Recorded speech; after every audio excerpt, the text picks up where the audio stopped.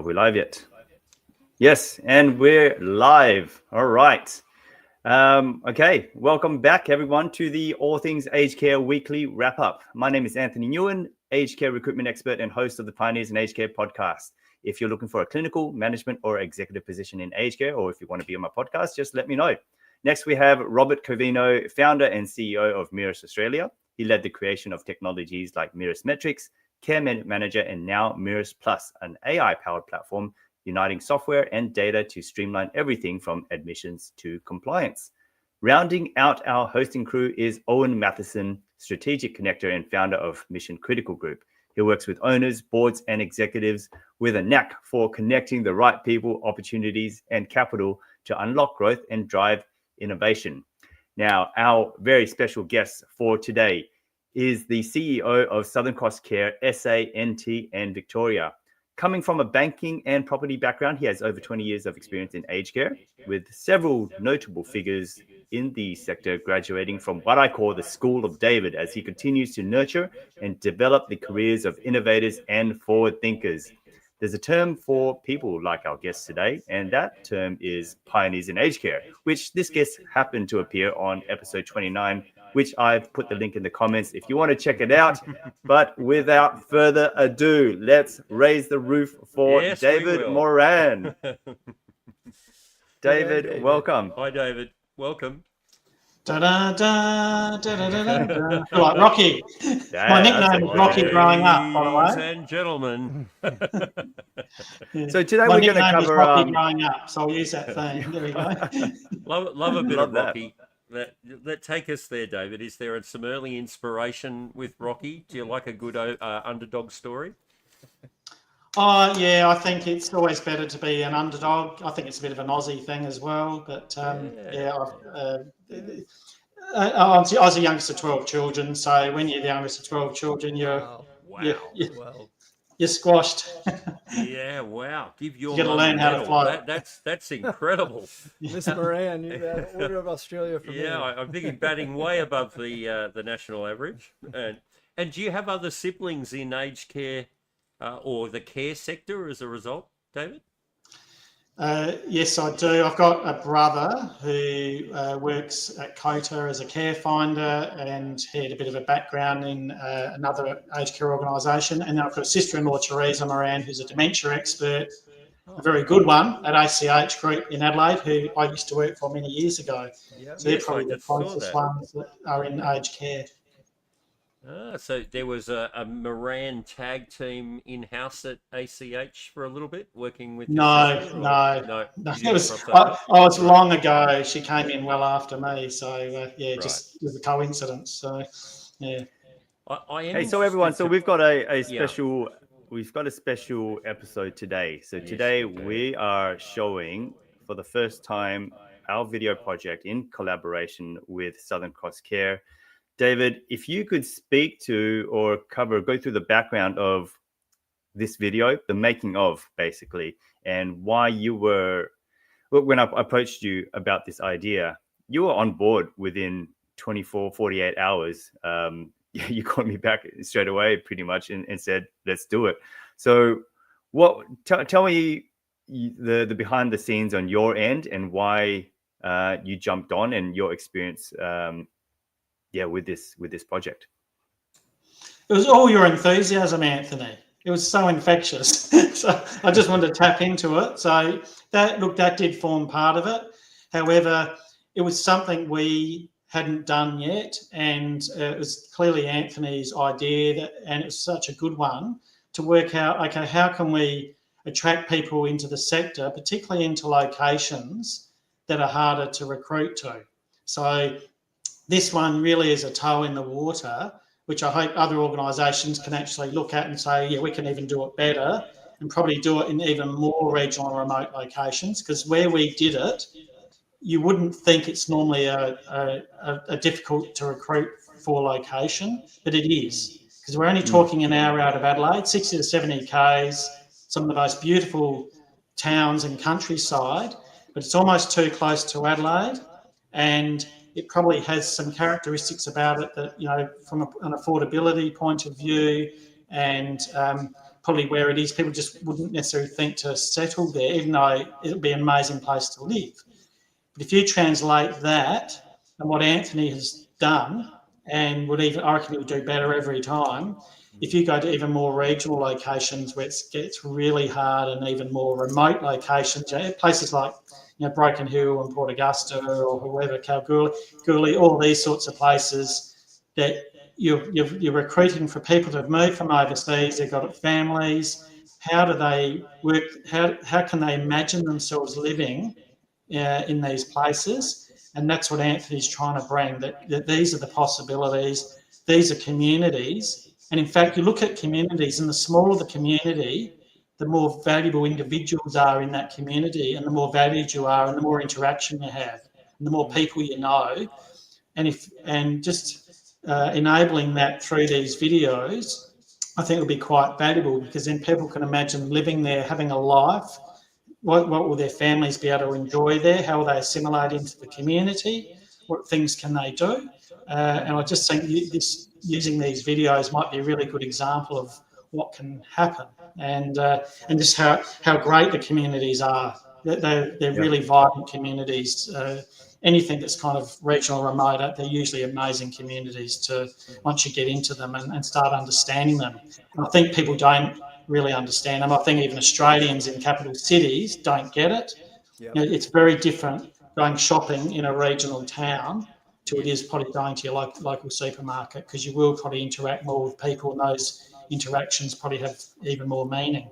So, through schools and shops and all of that. So that's probably what piqued my interest. And then we did have an absolute need to recruit into the Flurio. You can interrupt me, Anthony. I'll just keep talking for a bit. If that's No. Well, yeah. What I was going to say is, David, you sent me to the beautiful Florio Peninsula. When I pitched this idea, you were supposed to send me. Well, the idea was to send me to I don't want to name those towns that you mentioned, but yes, the regional, rural locations with just nothing.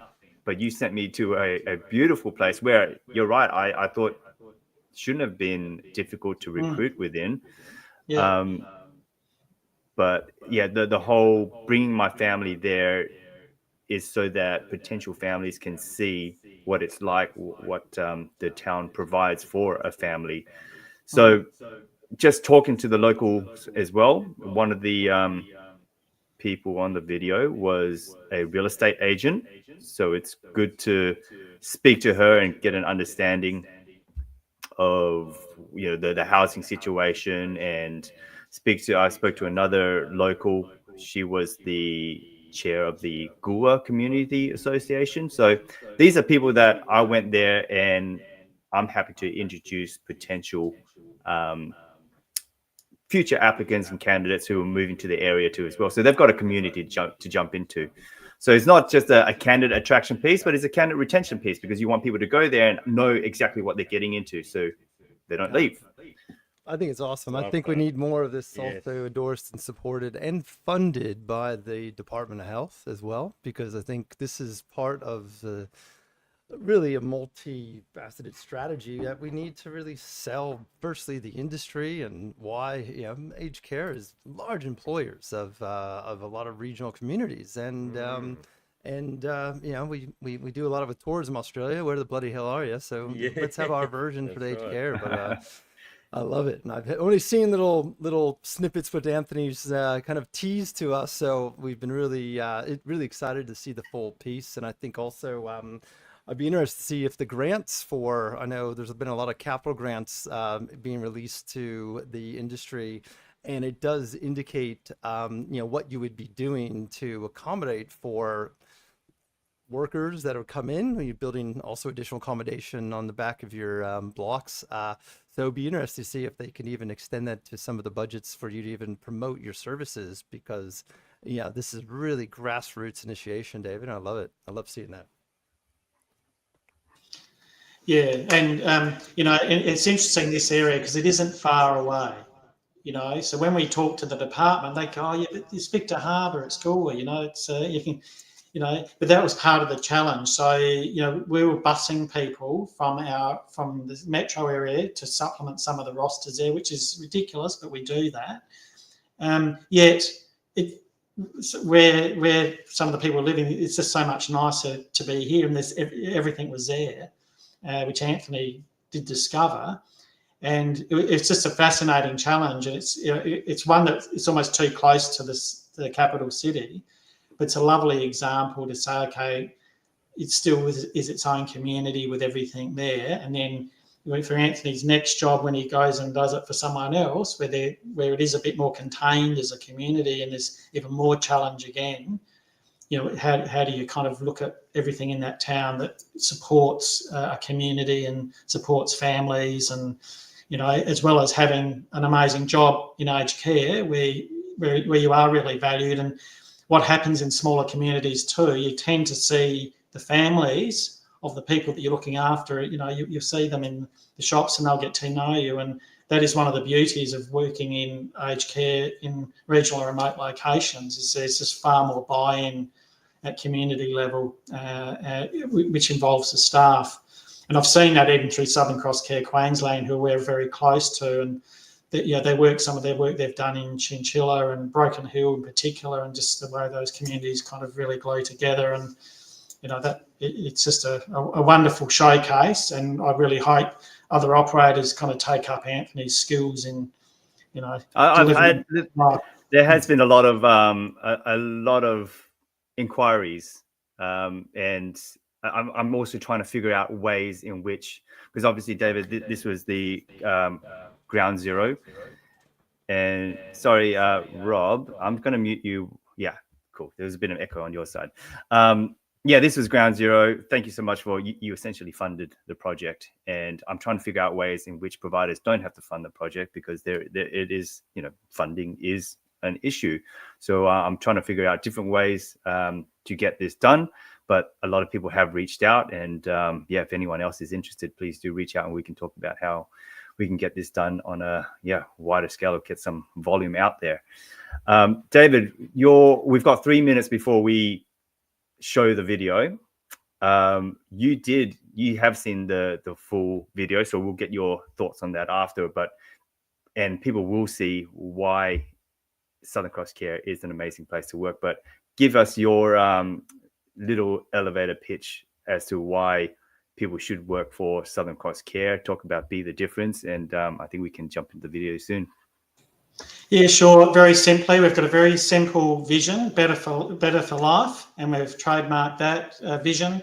And that's about older people coming into our service, and we want them to either maintain function or reverse frailty as much as we can, so people can be independent for as long as they can, whether that's in our retirement living, through home support, in our residential care, where we've got gyms in every nursing home, supported by good allied health.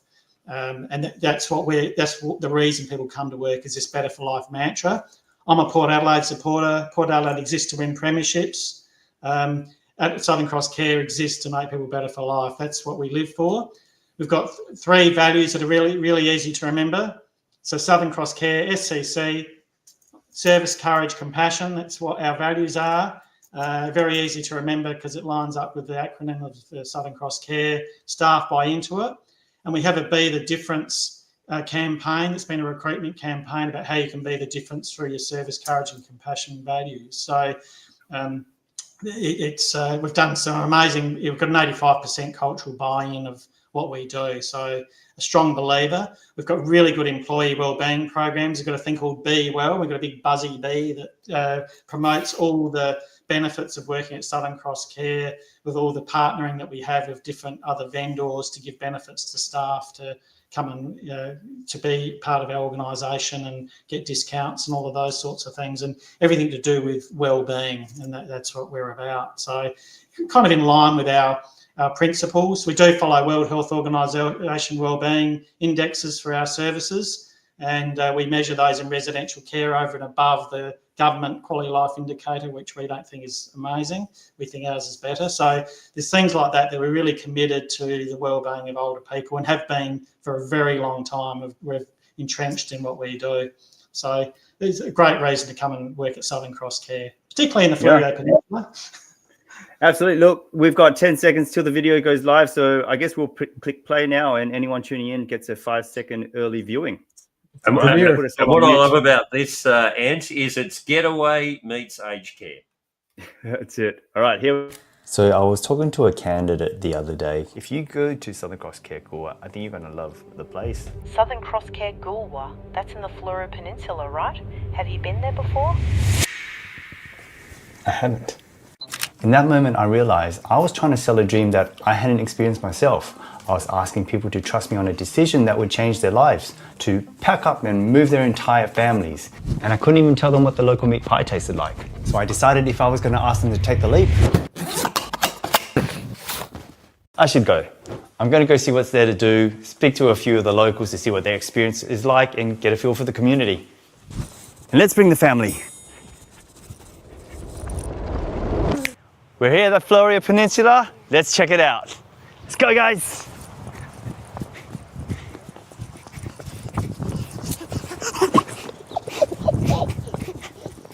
Cue the music.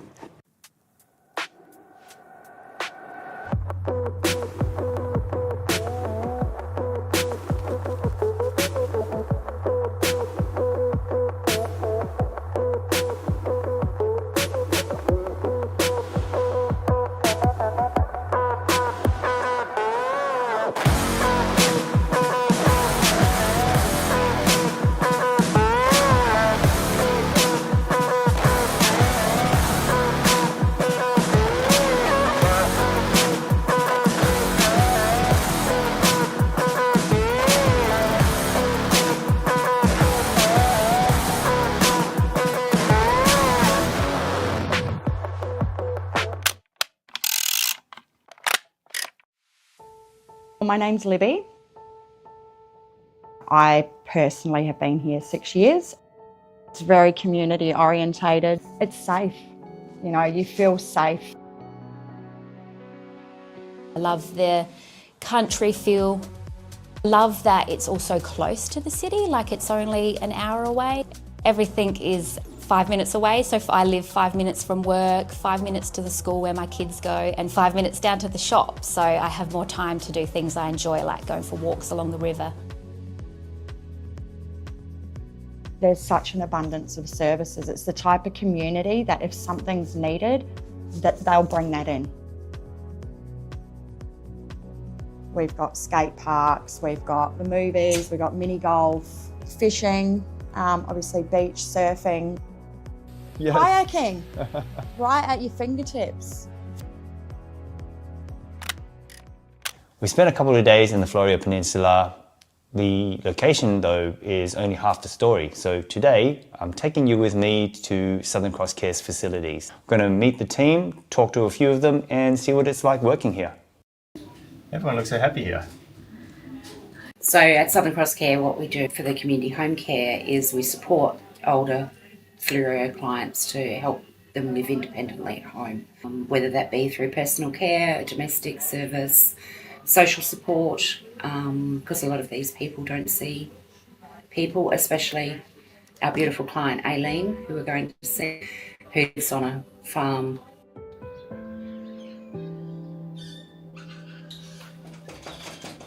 I'm good. How are you? Very good, thank you. Well, I have the staff come once a fortnight to house clean. Yes. And I have another carer that comes once a fortnight to take me shopping. And I have a gardener comes once a month to cut the lawns and to just trim things and try and keep things a bit tidy. Service, Courage. and compassion. I just feel proud to work somewhere that truly lives those values every day.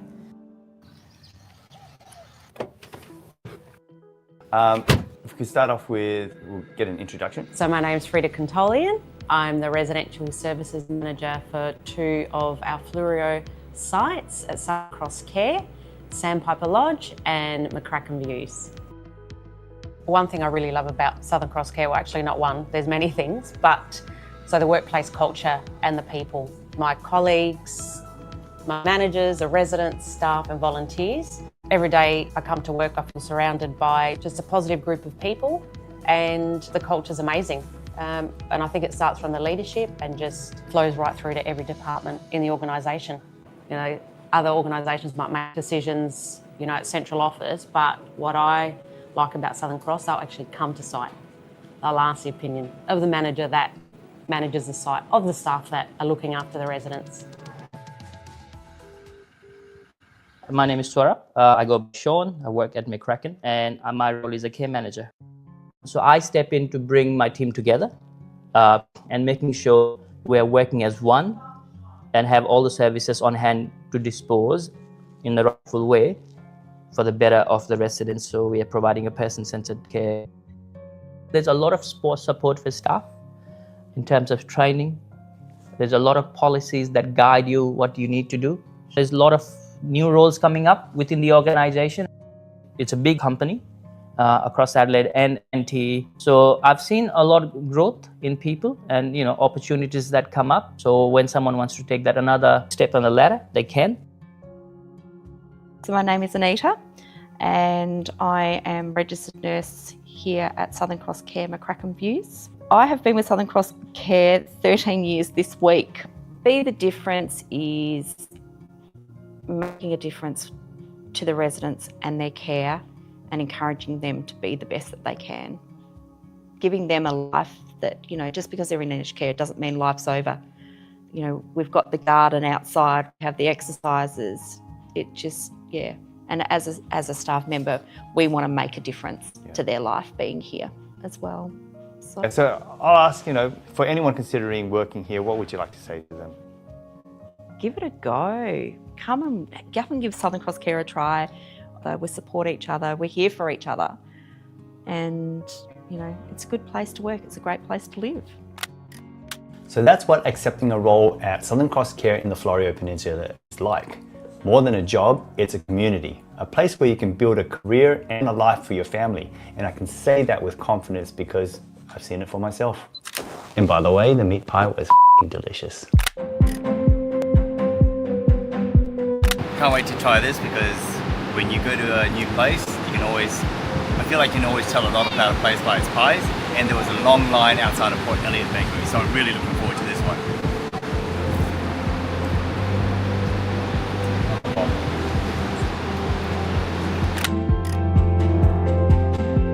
Don't eat my pie. I can't help it.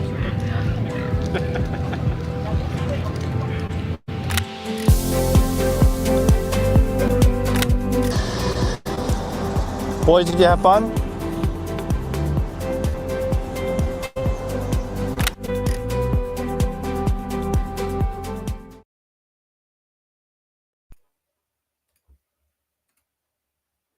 There we go.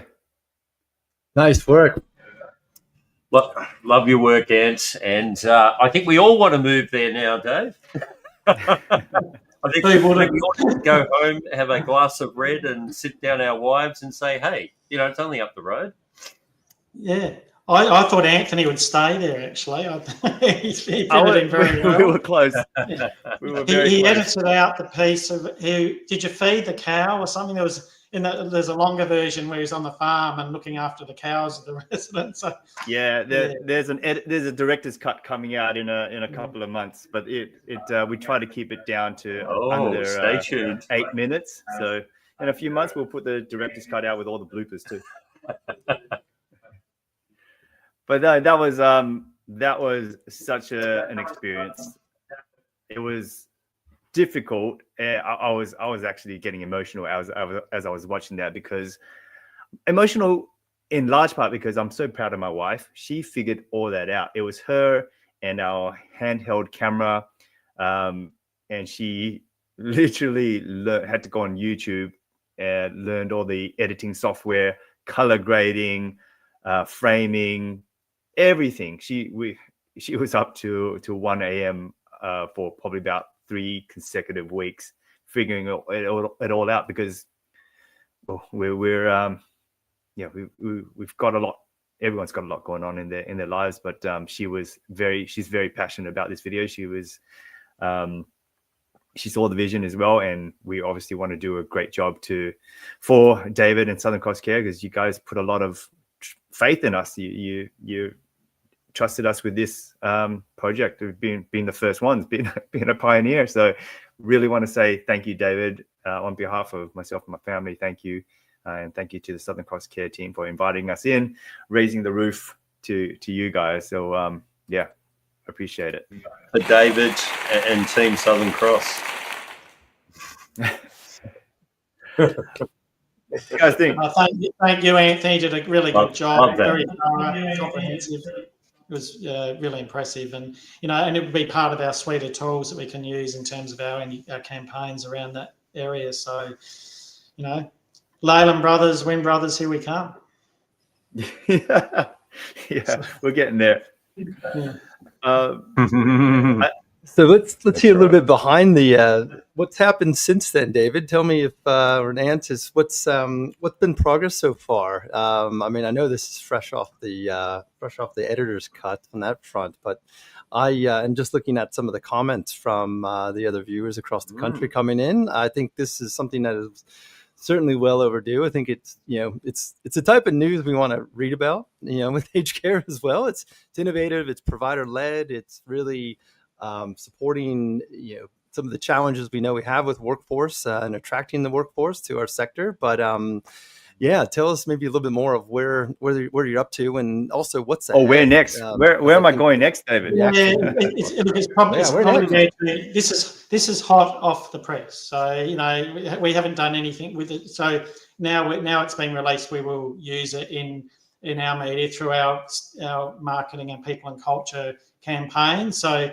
Anthony would have met Peter Ferguson, who's our marketing comms group manager. So they've got their plans as to what they're going to do with it through social media as well. So we've got kind of in-house. We've got our own in-house creative, actually. We've got in-house graphic design, in-house digital media as well. So it'll be put into that team to work through their plan on that. But we do see this one as really important because of just those challenges and just being able to highlight the nature of that area and what it means to come and work for us, but in that context, because all very well to come into Southern Cross Care, but you're coming and working in an environment, in a location, and then in those things you're in a community, whether you're commuting there or living there, you're part of that community, and that's the thing you've got to really convey, because that's what you're working in. You're not coming into a central office, you're coming into an environment that's away from Adelaide. So yeah. Well, I can say that sort of context, getting it in context. Yeah. Hot off the press, David, Kim Davis, who is a regular friend of the show at All Things Aged Care, she lives up in sunny Townsville. So just for your marketing department, you've got her thinking, she's saying, okay, I want to live and work there now. Yeah. And then from your own team, they said, why not give it a go, Kim? More than a job, a community waiting for you. There you go. Not just a job, a community. We love that. And so we're going to watch with interest. We'd love to hear your stories of how this stirs people to pack up their families and have a different life experience, a bit of an adventure. Yeah, and look, to give you another little example, I was visiting a home at Southern Cross Care, Queensland, in their suburbs, and I went in and said, I'm from South Australia, and they said, we had a holiday recently to Goolwa. We met someone that worked in one of your places. She said it's the best, most amazing place. She was singing the praises, and just because they ran into each other, happened to work in the sector, and it was actually at Goolwa. So who from Brisbane would go on holiday at Goolwa? Well, they did, and they met one of our staff members by accident as a random thing. So that was it just goes to show you the power of enjoying your environment where you work and who you could come across in a small community. You came across a tourist, our staff member came across a tourist, sung the praises, and made its way back to Brisbane, where she told all her home, and they said, so it's pretty incredible, actually. So I hope Anthony's video will help with that storytelling. And David, in Toogoolawah, there's some good skydiving to be had as well. We can throw that into the list of attractions and opportunities. There was a lot to do there that I didn't get to do. Get too scared There's a to whole do lot. There that. you go, Ant. We might have your next mission planned for you, Ant. How committed are you to Southern Cross Care? Are you prepared to take the challenge to jump out of a plane for the cause? Man, I could barely get near the cows. I'm not jumping out of a plane. We could send him to one of the many wineries on the way just to get him in the right. There we go. Right Before he jumps in the plane. I love it, David. Good thinking. We've got fair few. We've got two people backstage. I'm wondering if they know they're about to jump on, but if they do, I'd be keen to hear their thoughts. First person is Stephen Ashworth. Stephen, if you're there, I'm going to add you on stage. Turn your camera on. If you're not, if you didn't realize that by going in the backstage that you were going to be on stage with us, then nope, there you are. I think he was Let's booking. raise the roof for Stephen Ashworth. He was booking his flight on Virgin already. You're muted, Stephen. Thank you. Yeah, I was. Thanks for letting me come on. And really great show, by the way, guys. Really impressive episode. I've enjoyed it immensely. Oh, thank you so much, and thank you for being such a supporter. Are you tempted to move? To move? Yeah. What do you think? The car's packed. I'm going to have to jump in straight after the show. I'm driving. We'd love to have you, Stephen. Oh, wonderful. No, look, I'd love to be there too. I think I think you mentioned something about getaway and aged care at the start during the show, and I thought that was such a great tie-in. I thought that was absolutely brilliant. So, when's it going national? This show, is it going on any of the major? Channel 7, Channel 9. What are we looking at? No, stay tuned. There are discussions. Our people are talking to their people. That's all we can say. We don't want any pressures from them. No. This is all about the industry, and it's about really, our topics in aged care and what matters most. But yeah, no, it's no. Thank you for the support. We're really, I think, really what makes it all work is just connecting, and I think also our industry needs it. We need a platform to just discuss openly and contribute and share ideas, and we all want the same thing for both the organization, the families we service, and our staff, which Ant and David have definitely now shown what the possibility is. I'm keen to see what's next out there, so all the viewers. And don't forget the positive things, because we've come through that massive period of negativity in aged care, and all the amazing things that happen every day that we don't hear about, and then the environment that people are coming to work in, and the opportunities they get by working in aged care. So to be able to showcase some of that, and we could have thrown another 20 things at Anthony. We do a massive thing with the Adelaide Fringe is a big thing. We bring that to every nursing home. We've got a thing called Sala, which is we're still displaying in the Adelaide Migration Museum, 600 artworks. Did with school kids, 300 residents. So there's all this, and that's actually good fun. And one of the challenges when you're living in resi care is isolation, boredom, and activity, and they're the sorts of things we try and break down. And that's good if you're doing that for the staff. It's a better environment for them to work in, and But then living in this location as well and being able to include family, and that is just makes it even better again. So if you have to be positive going forward in aged care, because there's a lot of it coming, and we need to be, doing the best we can to make it the best experience for everyone involved, and that includes the staff. This very interested to. Can I ask you, Stephen, in terms of listening to our show, is this the first time, or have you been listening for a little while? No, look, I'm a bit of a diehard. I've been following Anthony from episode 1. And it's a safe place. Yeah. No, we've caught up for coffee a few times, and I've got to say I'm a big fan of the show. It's nice to see, and you guys have obviously framed it well, to see aged care seen in a different light, and it's actually become quite cool and hip. Dare I say? Terrible choice of words, I know. My kids will kill me for saying that. Stephen, respect. I'm showing my age. So it's really interesting. We've all got obviously members in our respective lives that are in different stages of aged care, And I particularly enjoy coming home and being at family social functions and talking about the people that I interact with and the things that are happening and the good things, good positive things about getting old. There's so much to look forward to. It's not doom and gloom, and that's what I love. I get up and obviously work within the sector too, but I get up every morning and I look forward to coming to work. Love that. And not everyone. Stephen, can you're a say- business. Yeah. So you're a business development manager at IT Integrity. This show is all things aged care, and obviously we're highlighting today the video, but we do want to open up the floor for anyone to talk about all things aged care. And we've got some experts here. We've got David Moran and we've got Robert Covino, and then Owen and I just bringing the vibes. Although Owen knows a lot about aged care than I do. But yeah, if you've got any questions, whether it's related to the video, whether it's about aged care in general, any issues you're tackling that you'd like them to weigh on as well, please feel free to voice that. Well, you'll be glad to know I reached out to one of our new team members, the amazing Zara. As a plug for Zara, she's absolutely fantastic. Raise the roof for Zara. Yep. Zara. Yep. We've actually coined a new phrase called Zarified or Zarification, because whatever Zara does, Love this it. word of the week. There it is. She's Word of the week. She's going to hate me for saying it, but it's a big up to you, Zara.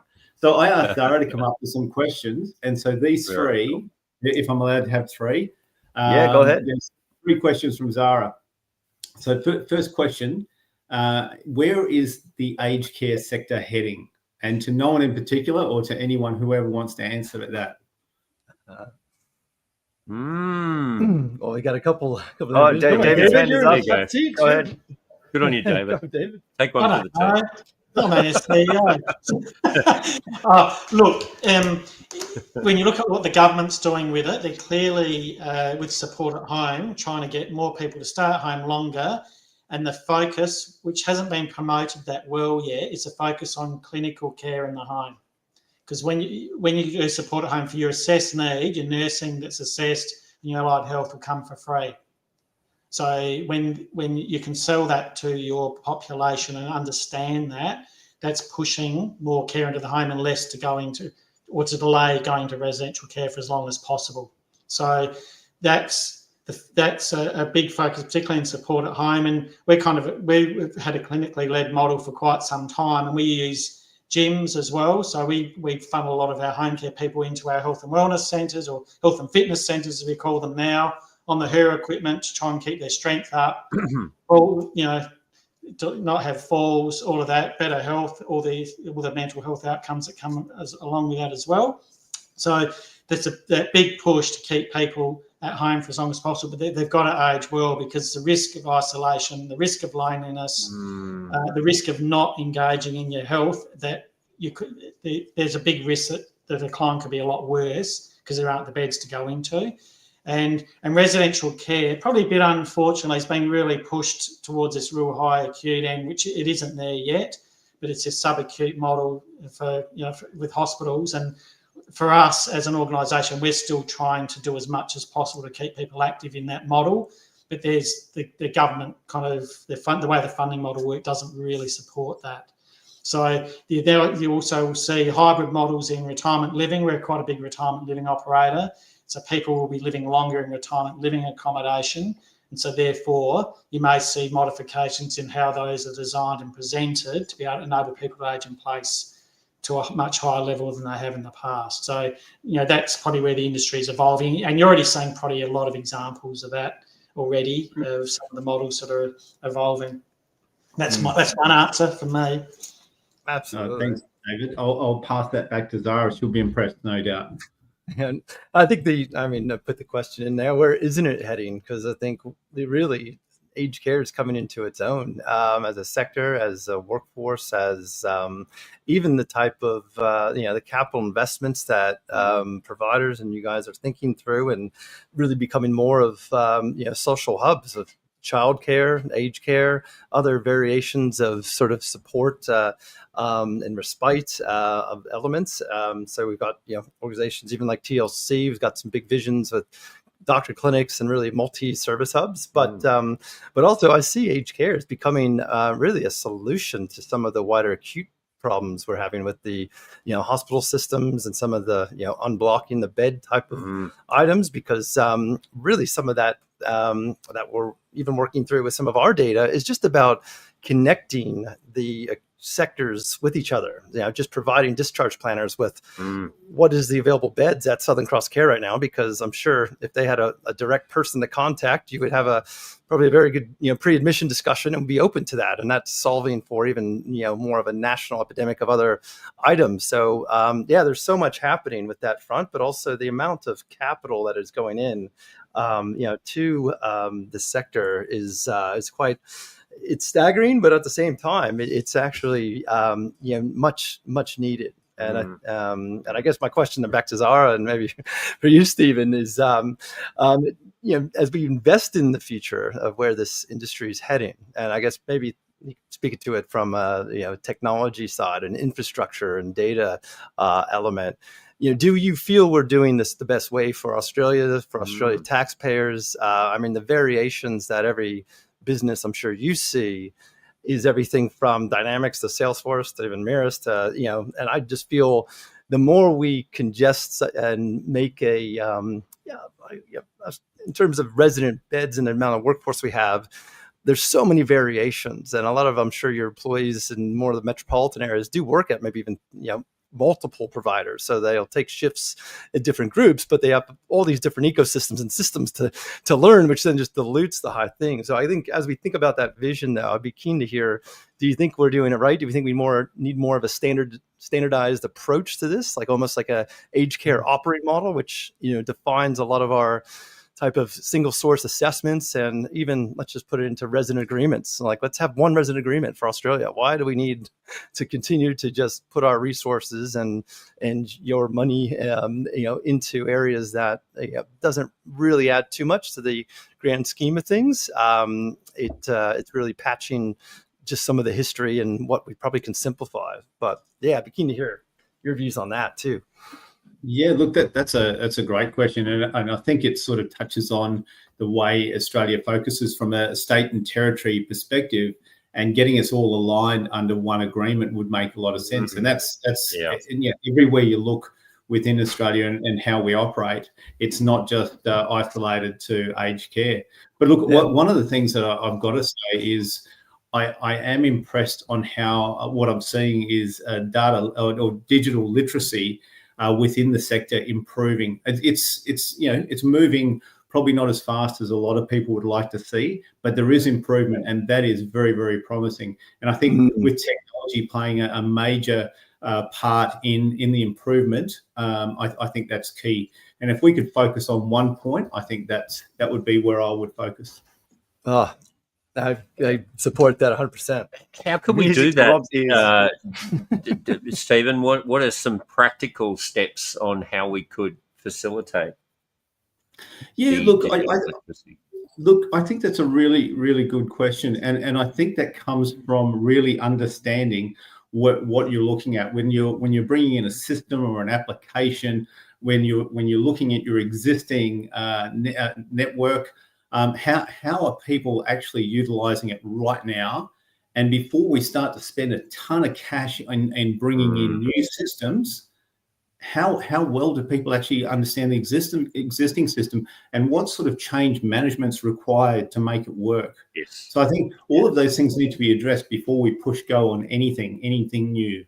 And this is a low adoption technology industry. That's been clearly defined, and I've even Ant did one on the first aged care minister, your podcast at National with Owen on that front, and he was even sharing when he started Management Advantage back in the 90s, and really as the aged care minister, but also him and his wife is running a group of homes. But just hearing the level and the extent to which they went through to enable nurses and carers to work with computers back then, it was literally on hand, clicking, moving through. And I think that's not that too far behind for where we are, in terms of this scheme of technology advancement. But I guess my hopes is that with AI, with also more interoperability of data, we can then rely on some of those systems then to achieve some of the outcomes that I guess are frustrating some of the broader stakeholders and boards about just getting information and having the data work for them,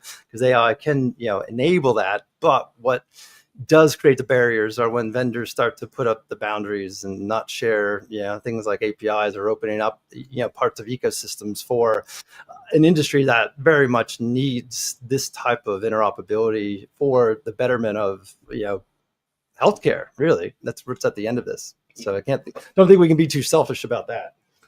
Absolutely. Yeah. What are your We need other that, two questions from Zara? open source approach for the betterment of everyone. I was thinking about this as well. It's not. It's actually, there's a lower barrier now because you've got voice activation. How often do we type as opposed to voice to text? All the time. So the environment's changing. We're actually no doubt the adoption is easier. Are you starting to trial some of that, David, in your different organisation? That sort of ways of engaging for your residents to sort of lower the barriers and make things easier? Yes and no. We trial bits in here. We're still a bit kind of with our data governance and how that all works. We've got we're just being a bit careful at the moment. So we've got a data governance policy that we've got in place, and so just around that and how AI works with that is probably we're just a bit cautious about our use cases at the moment on it. Yeah. So that's in art. So you can certainly do it to transcribe meetings, but even then we have to be careful about what would get said in those meetings that would translate to anything identifying client conditions or even staff, so those privacy things, we have to be, they kind of come first. And so we're not jumping, we kind of know the use cases, but we need to be really sure from whatever we do gets ring fenced appropriately. Stephen, I'm keen to hear your other two questions from Zara. We can get everyone to weigh in on those as well. Absolutely. It's almost like Zara is in this call. I feel, because the next question is, and honestly, I haven't had anything to do with this. This is all Zara. How does aged care deal with AI? That's all Zara.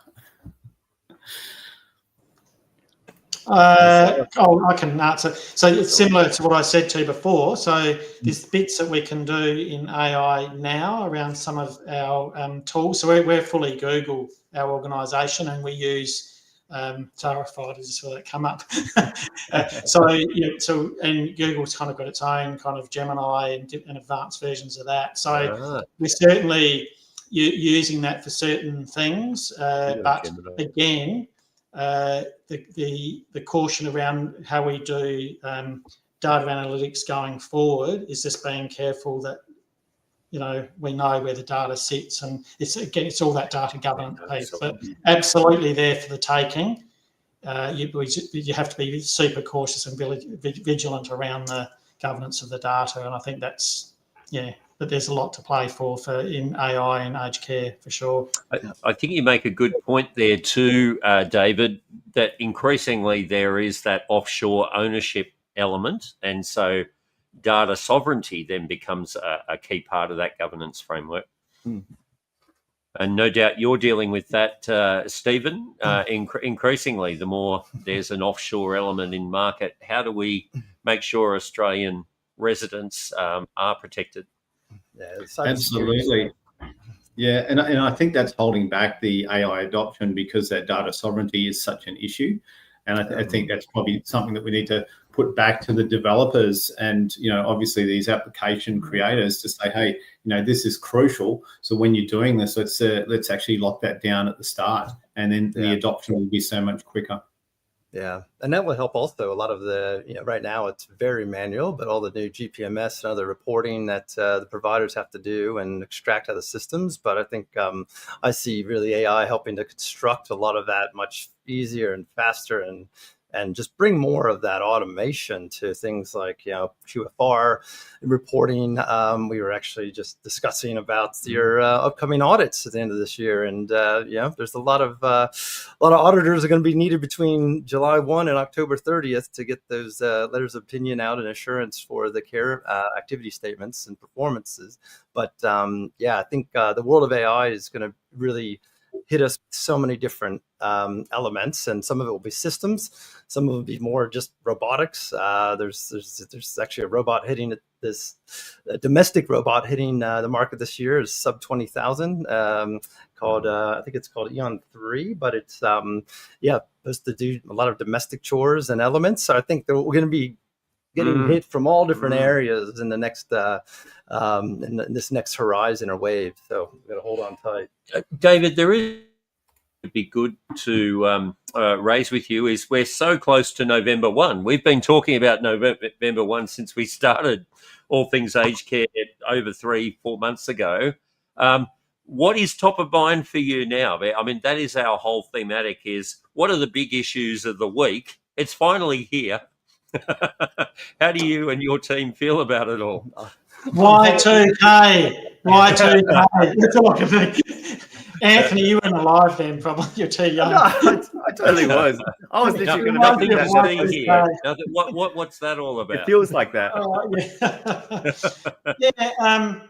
No, top of mind is actually the date clicking over, and that's the honest, because we've done all the work that we're going to do, that we could do in preparation for November 1. But clearly there's a lot of work to go on over the next year in our action plans, because obviously you get everything ready. There are already things happening. Yesterday we were able to negotiate some departmental changes through Catholic Health Australia last night around whether you could actually bill your co-contribution for support at home. Well, that wasn't clear. So we had that clarified by the government last night because of the way it had been drafted. So you're dealing with business decisions around that. So I think, for it to come over and click in and just get going and see. But we've kind of now got our action plans for other bits of training that are ongoing around the new pieces. So for us, that's where we've sat. We've had a couple of big project teams over the last 6 to 9 months preparing for Resi Care ready to go. Support at home. I think we've got 26 clients that haven't signed, but we've signed them up by June. In variation agreements, they're going to be rolled into new agreements, but I think in that space we're reasonably good. But saying that, it is a new world. Probably top of mind for me is the government changed the rules just prior to the 1st of October around the ANAC, and that my model is quite a different one where we blend RNs, ENs and allied. Well, the ENs, other than 10% of them of the RN amount doesn't count, and the allied doesn't, and our lifestyle doesn't. And so we're kind of heavily weighted in those areas. So we've had to kind of look at, okay, what does that impact for us in April when the penalties start to kick in? So that's probably top of mind for us and how we work through that. Because we got a lot of metro sites, so that's. Yeah. So sorry, Stephen. Would love to hear your third question, but might have to save it for next week. We've got Kim Davis in the back, and I want to give her some time as well. But thank you so much. Please, I would love to have you on every week as well. So raising the roof for Stephen. Thanks, guys. Thank you so much for allowing me to have a chat with you. Appreciate it. Always catch up. All right. Adding to the stage is friendly face of the show, Kim Davis. How you going, Kim? Hi, Kim. How are you? Hi. Yeah. It's been quite a week this week, and this has been a lovely way to finish it. I just loved that video, Anthony. It was terrific. Thank you. And, working in a regional area where we've got Hinchinbrook and the Burdekin, we might have to get you up here and do some shots of cane fields. I am moving to Queensland. So, yeah, I'm going to drive through regional Queensland as soon as I'm settled in, because I want to explore the whole place. So, yeah. He still supports West Coast, though. Don't try to get him onto. Choose your own adventure. Maybe a cane toad encounter for him. So, Kim, tell us about how you're going. I mean, you've had a number of family matters, and you've had a lot to deal with. How's life? Look, it's been a big week, and I don't think anyone in provider land is going to say anything different. With all the resources dropping from the department over the last 2 weeks, there's been a hell of a lot of reading and last minute changes and things to the work that we've done. And there's a lot to go. It is a bit of a Y2K scenario. We're all going to be sitting up looking at our CRMs tonight to see if they all implode. Throw this down. No. Yeah. But look, we're in a position where services are going to be delivered on Monday. Actually, they'll be delivered tomorrow.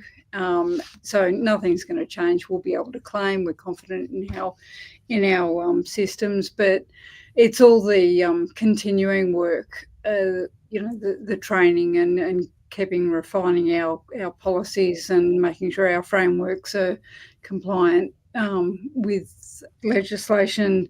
Looking at our inductions and, board briefings and all of that, that's going to keep going for a while yet. So we're not a big provider like Southern Cross Care. There's only a couple of us trying to do everything. So, but, we're doing what we can. We've got an action plan to catch up on those things that we haven't yet done.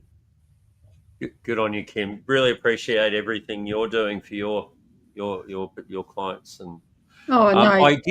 I did want to ask also, now that you're on the other side and so close to November 1, maybe for each of you, what are the things that kept you awake at night over the last sort of 6 to 9 months that you can now talk about being on the other side of it?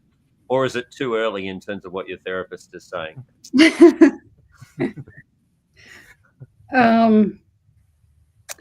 I think it's just been communication for me and making sure that people know what they needed to know. And were we giving them the right information at the right time?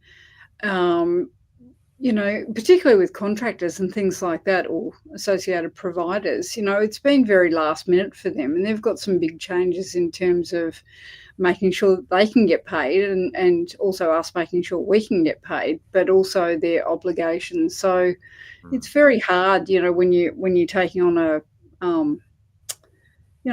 small contractor who doesn't have the resources to invest in the administrative burden that we now are putting upon them. So we've had quite a bit of pushback this week from contractors who are essentially doubling their prices because of the admin fees.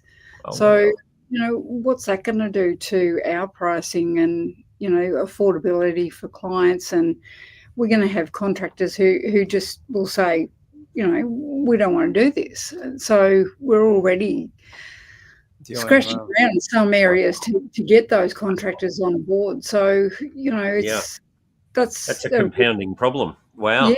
Yeah, how do you navigate that? Yeah, it's not it's a significant piece of work going forward as well in terms of managing those relationships and managing the compliance and the auditing and everything for all our contractors. And is it a HR function? Is it an operations function? Is it a compliance function? Where does that sit in such a small team? Do we have to employ someone new to manage it? So there's sort of all the things that I think have been keeping me up at night. Yeah, well, Kim, thank you so much. I love having you on. I want to give David the chance to close out the show and close it out by answering the question from Eunice Andrews. She says, I'm very interested in working with Southern Cross Care. I'm currently in Papua New Guinea. Are there any opportunities or recruitment options available for overseas applicants? So David, close us out. Let people know if they wanted to work with you, what are their avenues? Yeah, so probably access us through the website. If you're in PNG, Eunice, I reckon Darwin would be a great option because we've got a good designated area migration agreement for workers coming into Darwin. It's and a lovely home up there and integrated with retirement living and home care. It's stunning and a great location. So that'd be ideal, and it's very close to PNG. So we get East Timorese as well. So that'd be, if I was in PNG, I'd be trying to head to Darwin, and we're there. Our organisation is there and provides an amazing service. So that would be the first stop. And particularly if you're in the nursing game, you'd be easier to get into Adelaide as well. So, but I think you'd contact us through our website to start with, would be the start, and we'd absolutely be interested in talking with you and engaging with you. So, yeah. I want to answer their other questions just quickly, because for me, it was about morale, keeping morale up for the staff, because we had project teams, they had their day jobs and having to do all this other stuff.